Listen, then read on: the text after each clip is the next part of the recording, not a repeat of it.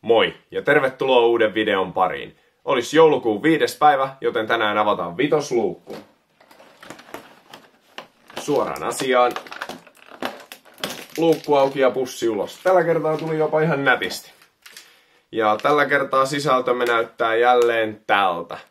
Mukavan kirkasta, ei oo mitään niitä ikäviä tummia värejä. Katsotaan mitä täältä tulee.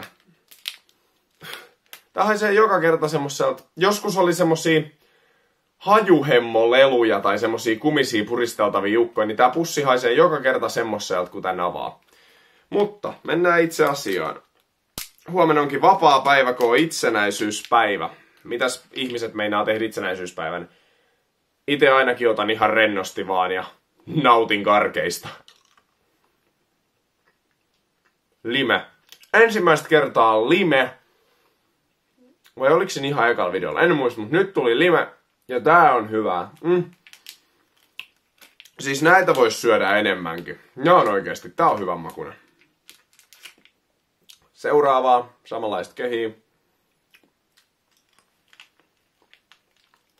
Toinen lime. Siis hyvänen aika. Tänään on hyvät karkit. Putos. Otetaan se viimeisen. Otetaan kolmas samanlainen vielä tähän perään. Ja ei pysy kädessä. No tää nyt sit on jo leikattu nurtsi, mut ei sekään huonoa. Mihin se yksi putos? Pieni hetki. Noniin, otetaan se seuraavana. Valkoisella mennään.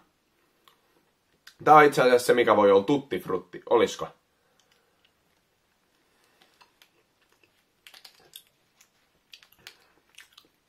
Joo, tutti frutti. Tänään on todella hyvät karkit. Aivan mahtavaa. Seuraava, tämmönen vähän oranssihtava, kellertävä.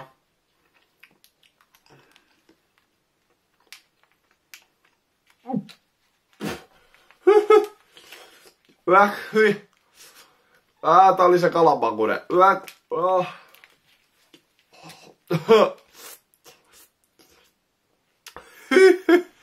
Hyi, kun oli pahaa.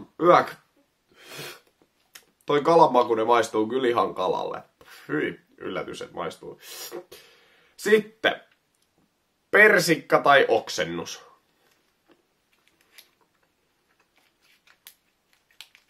Persikka. Nam. Tänään on pääasiassa hyvät karkit. 2 vielä jäljellä.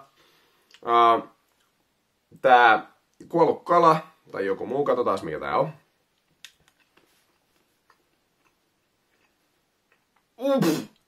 Toinen kuollut kala.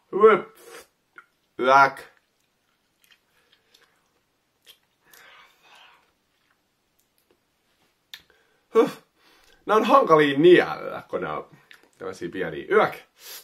Hitsi, se oli paha. Ja viimeistä viedään valkoinen keltaisella täplillä, mikä mahtoo olla.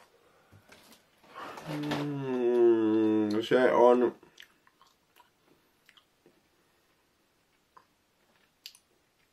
Onks tää nyt sit karamellipopcorni? Aika mitään sanomaton, mut niinku... Ei huono lopetus. Ei tullut ainakaan pahaa. Tänään oli tosi hyvin. Saatiin monta limeä, saatiin tuttifruttia ja...